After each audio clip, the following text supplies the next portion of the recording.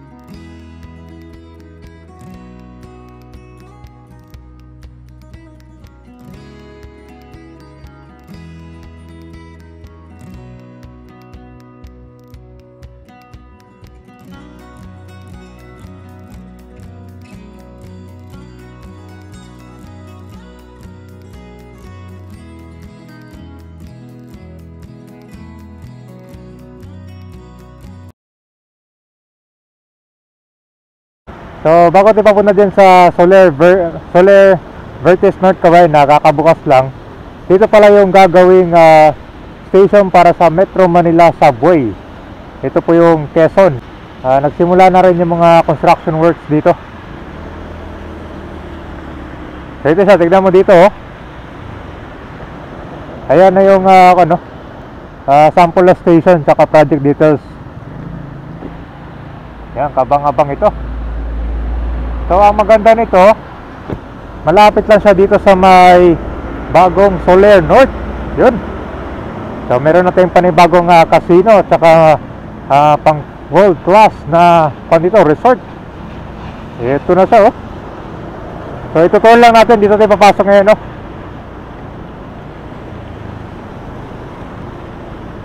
Nagbukas na ito nung last May 25. Dito muna tayo papasok.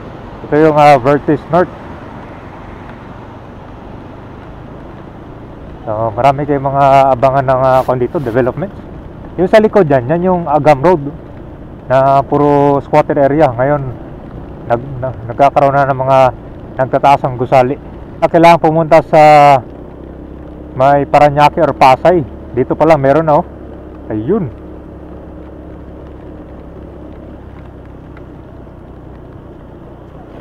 Ito na siya guys, sa mga mahilig magkanyang casino. Nandito na tayo ngayon sa Vertis North Garden. Matatanaw mo dito sa likod yung mga naglalakihang mga gusali. Ito naman yung mga residential condo. Sa unahan yan po yung Avida Towers.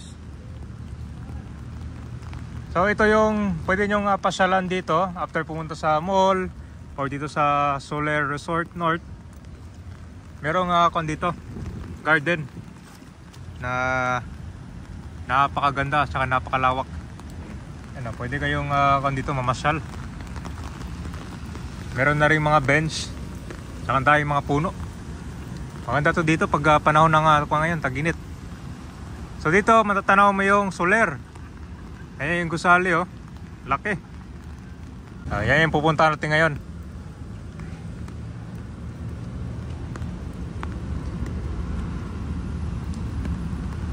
Napakalawak nito, oh. So yung ibang part dito sa Vertis North ay merong mga open space. Ito yung maganda para mas maganda yung flow ng hangin or yung mga fresh air, di ba? Okay, so ito na yung Soler North. Ayan. So pakita ko lang sa inyo saan yung pinaka entrance nya. So kung gusto nyo ma-experience ng 5-star gaming, Lux Leisure Entertainment, maganda kasi malapit na siya dito sa SM North, Trinoma. Very accessible sa mga sakay ng LRT, MRT, tsaka soon itong Metro Manila Subway. Tsaka dyan lang yung EDSA din, oh, malapit lang. Itong pinaka-parkingan ng Soler, malapit siya sa Ayala Malls at saka itong Seda Dito, magkakatabi lang sila. Tingnan mo yung exterior design, di ba? Ang ganda dito. Experience star treatment with distinct style of comfort and convenience.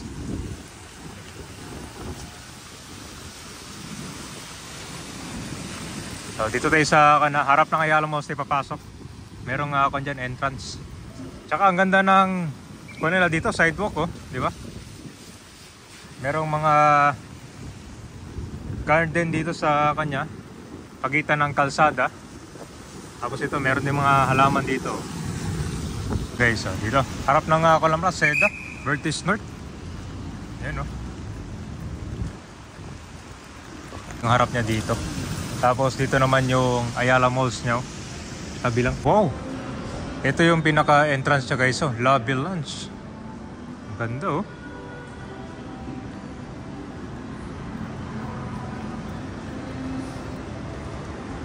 So, meron ding entrance dito sa kabilang side.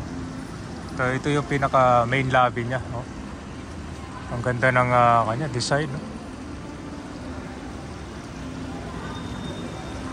And then dito meron siyang parang kanya may plants dito. Yung tawag nito, parang siyang fountain, no? Dumadaan yung tubig. So nasa pa lang tayo, lobby area. So meron pang kanto hanggang I think third floor na bukas. Tapos sa taas siya, transparent na glass, may kita mo yung natural light niya.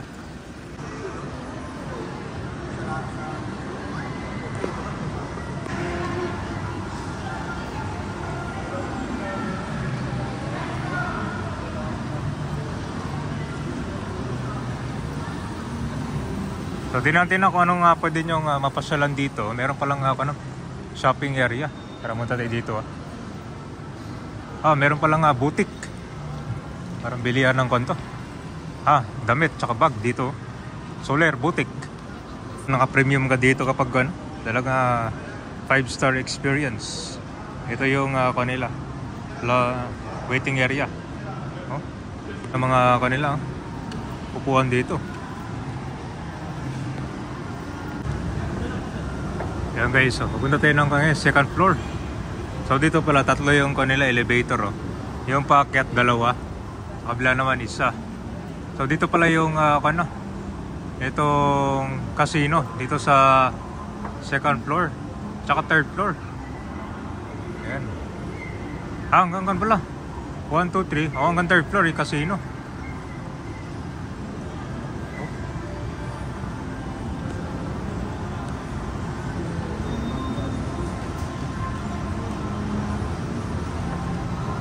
Okay, so dito na yun, no?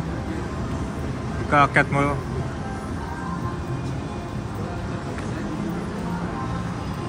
Ganda, oh. Talagang 5-star.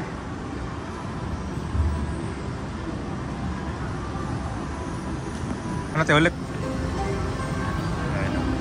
Sa pagkaakyat yun, daming mga pala dito.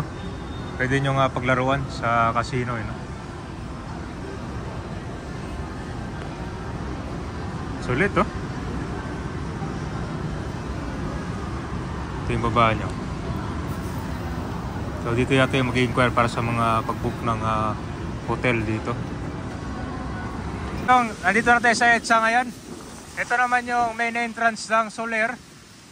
Kapag dito kay baba, malapit sa MRT.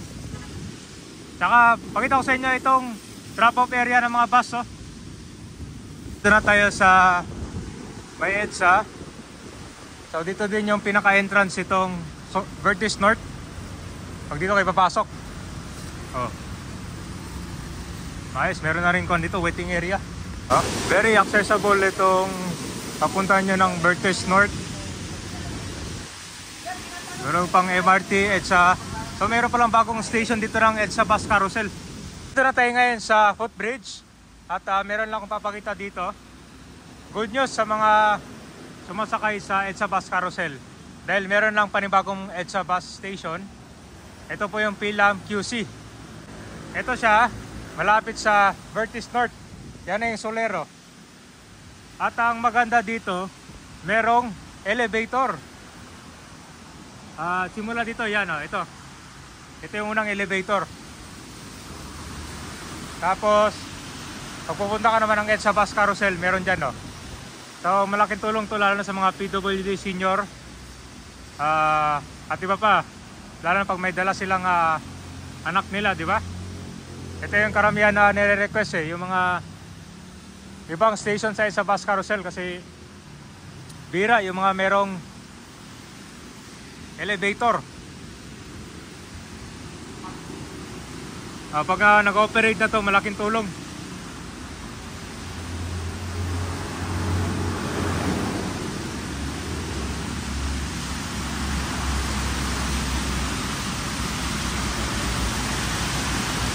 Mas mabilis na yung access papunta dito sa Solaire North. Yung dulo, yan pa yung elevator dyan.